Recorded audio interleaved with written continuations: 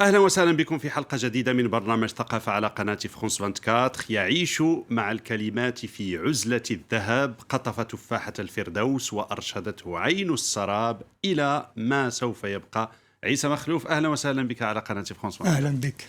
أهلا. أنت طبعا شاعر وكاتب وأكاديمي لبناني تقيم في باريس من سنوات. سبق وأن جلسنا هنا للحديث عن ديوانك الأخير ما سوف يبقى، وتحدثنا أيضا عن ترجمتك لكتاب أنطونان أرتو عن فان جوغ منتحر المجتمع. واليوم يسعدني أن أستضيفك كي نتحدث عن هذا الكتاب الجديد ضفاف أخرى الصادر عن دار الرافدين، وهو عبارة عن حوار مطول مع الكاتب العراقي علي محمود خضير. جنسته سيرة. كيف لماذا هذا الشكل تتخذه سيرة؟ بداية أحب أن أقول إن هذا الكتاب أو الفضل لصياغة هذا الكتاب تعود إلى الشاعر والكاتب العراقي علي محمود خضير، الذي اتصل بي منذ أكثر من سنتين واقترح أن يجري معي حوارا طويلا يصدر في كتاب. كان سؤالي الأول: ما الذي يمكن أن أضيفه في كتاب يحكي عن سيرتي الشخصية والأدبية؟ وهنا اقترحت عليه أن يكون الكتاب، أن يتخذ الكتاب الصيغة التالية، هو أن ننطلق من السيرة الذاتية لنذهب أبعد منها بكثير، يعني ليصبح الكتاب سيرة الذات والآخر وسيرة الوجود الإنساني كما نعيش فيه، ثقافية أيضا، وسيرة ثقافية وسيرة أزمنة وأمكنة عشت أنا فيها، يعني من لبنان إلى كاراكاس هربا من الحرب الأهلية إلى باريس وذهاب إلى نيويورك لمدة عام كامل. طبعا ومدينة في السماء، مدينة في السماء كتبت في نيويورك مثلا، والعودة إلى باريس. وهو الكتاب كما أشرت غني ومتنوع طبعا، في سيرة ثقافية في النهاية لمتحف عيسى مخلوف هذا مع ما تحب من كتاب ومن فنون ومن عمارة، كل هذا موجود في الكتاب. صحيح. بهذا المعنى الكتاب هو سيرة الكتب أيضا التي طبعتني، سيرة الأعمال الفنية التي أدهشتني، سيرة الأشياء، الموسيقى التي استمعت إليها وتركت أثرا عميقا في نفسي، وخصوصا سيرة الأشخاص الذين التقيت بهم وكان لهم الأثر العميق في حياتي وثقافتي. وهذا في البداية أنت تبدأ فصلك الأول بالحديث عن طفولتك في شمال لبنان بين زغرتا وإهدن. نعم. كيف أثرت هذه الطفولة على ما يكتبه عيسى مخلوف الآن؟ جماليا بشكل خاص. يعني أتساءل دائما أنه كيف يمكن المرء أن ينوجد في بلدة إهدن في أعالي شمال لبنان، قرب وادي قاديشة والأرز، غابة الأرز. كيف يمكن أن ينوجد في تلك البيئة ولا يكون فنان أو شاعر أو مفكر؟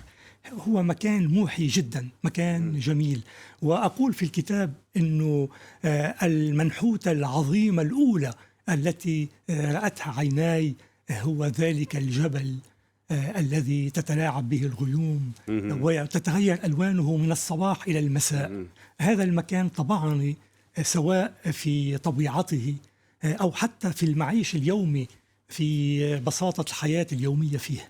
وأصداؤه موجودة في الكتاب وفي أشعار عيسى مخلوف نراها، هذه الطبيعة تخرج من القصائد. ربما أريد أن أتحدث أيضا عن ملمح بالإضافة إلى هذا.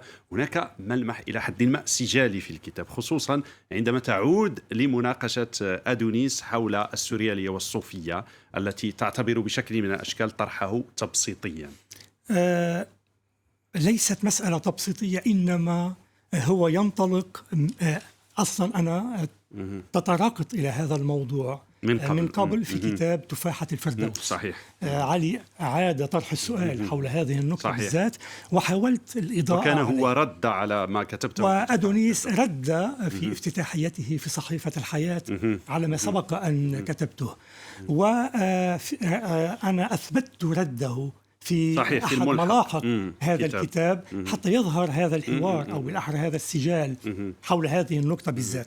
أدونيس أراد أن يظهر رامبو في حلة صوفية مشرقية، وهو يقول أن شعر رامبو لا يحتوي على أي أثر مهم للثقافة اليونانية، ويقول أن شعر رامبو غريب حتى عن الثقافة الفرنسية أو حتى عن الشعر الفرنسي نفسه. أصلا أي مبدع بالعالم هو غريب داخل ثقافته.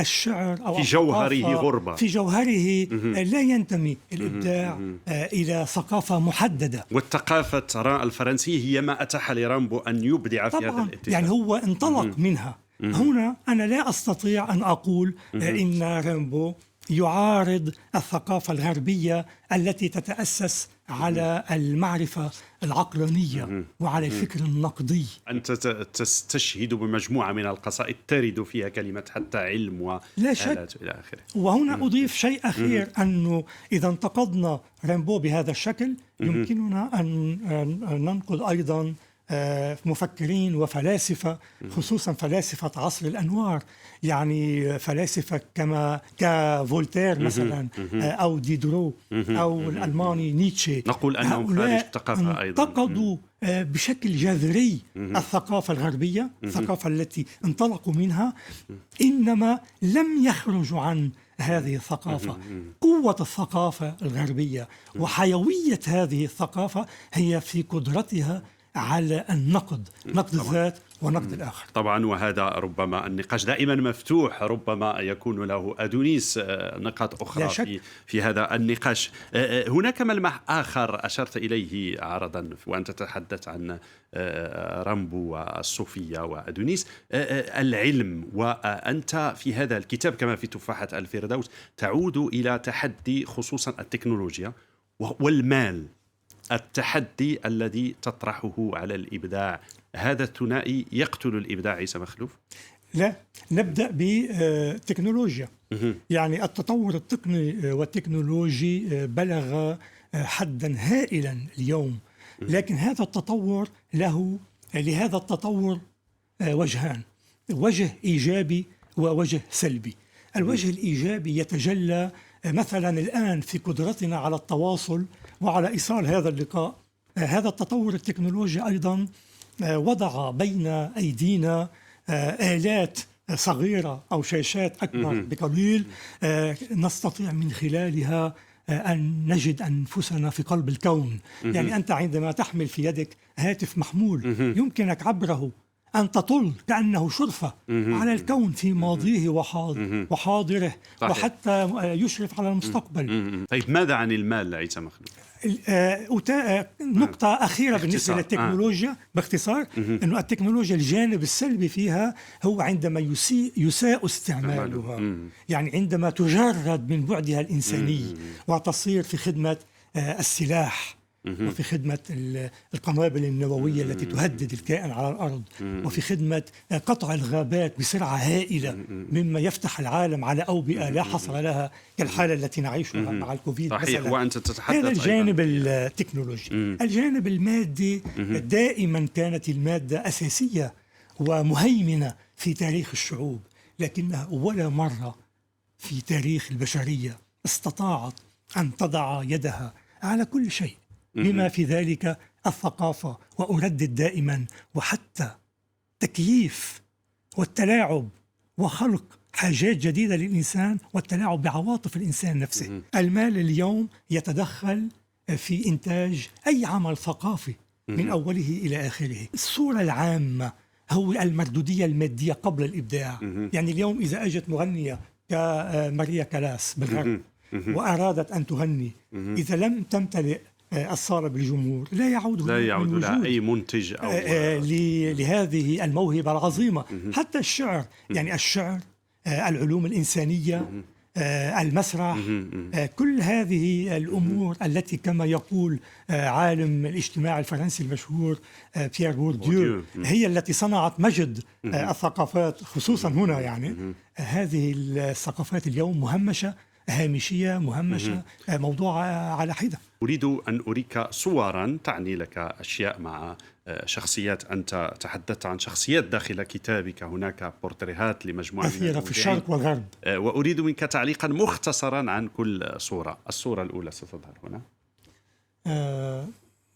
هذه الصورة مع الشاعرة والفنانة التشكيلية إيتيل عدنان.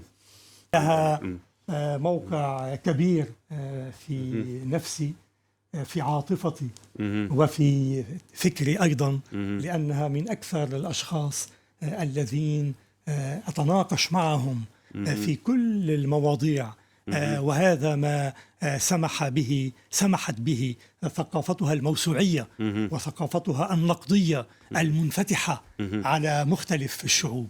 ونحيي إيتيل عدنان ونتمنى لها دوام الصحة والإبداع. الصورة الثانية.